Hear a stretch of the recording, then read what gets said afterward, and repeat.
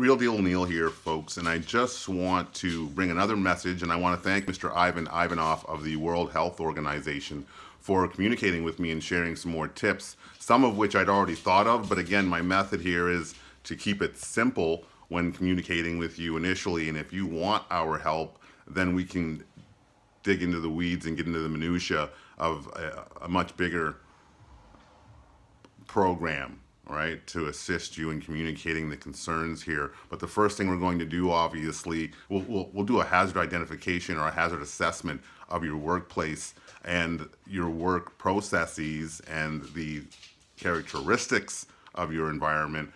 Be it, again, you might be working in a high risk environment. And when I say high risk, the hazard assessment I'm talking about isn't one that you would conduct at a construction site or an iron foundry or something like that, which would fall under the definition of high risk under the regulations or legislation related to the Occupational Health and Safety Act. It's not what I'm talking about.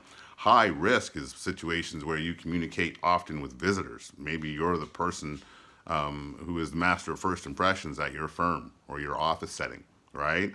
That to me would be high risk. One, a situation or a position where you're coming in contact with multiple opportunities for transmission regularly, right? Positions like working as a cashier at the grocery store. These are the situations I'm talking about, which what I think would be defined now as high risk relative to the COVID-19 outbreak. Work environments which require travel, also work environments, most of which require some form of meeting, right? You're going to have to assess the risk related to those particular opportunities for transmission.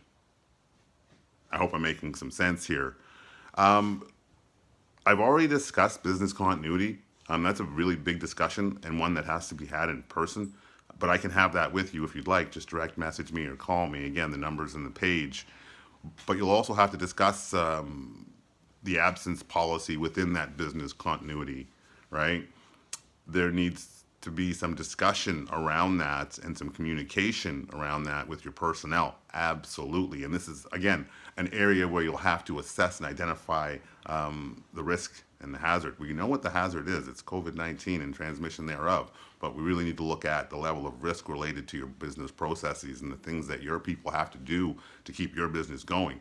And again, those high risk situations are no longer construction, a foundry or something like that, or working at heights. It's standing at the till taking the money for groceries. All right. Again, not trying to stir up any drama here, but I thank Mr. Ivanov for sharing these other suggestions. Also, you're going to have to deal with case management of identified personnel who have the coronavirus or COVID-19. You need to be able to manage that. And I'm certain that workers' compensation is going to come into play here. So you'll need an individual or someone with knowledge to assist you in the management of those cases. Now, in my most recent experience with post-traumatic stress disorder and managing those cases, they were accepted at 100% by the Workers' Compensation Board. Managing those cases, extremely difficult. However, managing COVID-19 cases, which again, I'm certain will fall under workers' compensation if you're contracting this at work, going to be a challenge. And you're going to need some advice on that. So I'm happy to help. Please, again, just direct message me and we'll get together and have that conversation. Also, stress and fatigue, right? You're going to have people who are getting worked a lot, working overtime. You're going to have people working in environments that have a lot of personnel. That's going to cause stress. And again, fatigue management is going to be key in this particular situation because your workforce may become very small very quickly. And you'll need to use the workforce that you have left over to ensure business continuities, right? So there's going to be some fatigue, and fatigue management will be, again, a policy and a process that you'll need to discuss with your personnel. You'll need to know how you're going to implement that and what actions you're going to implement to ensure that your folks don't suffer from fatigue, especially in environments that are now not only high risk because they work in a grocery store, but maybe they work in a foundry with hundreds of people, and now this environment has a double high risk. if I can use that phrase. Okay, the risks of the actual environment pre-COVID-19, and now working in that high-risk environment with another high-risk factor involved, one of which you can't see, right? So fatigue management is going to be extremely important. Again, we want to help, and I thank Mr. Ivanov for again giving me the supplemental information suggestions that I could share with you. And if you want to have that discussion, get back to me because this is on my mind, clearly. And I wish it were on more people's minds locally. But where I am here in New Brunswick, I know that our government is keeping tabs on this very closely.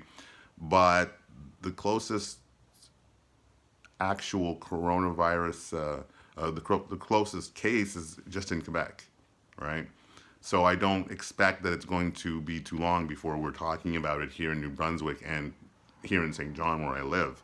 So I want to have those discussions with you because I feel it's my obligation as an occupational health and safety professional and a lawyer to do my duty, to share the information that I have, right? So all you got to do is reach out to me and we can talk about how Neil Clements Consulting can help you handle what's coming, okay? Again, I'm not trying to create drama, I'm just being real practical.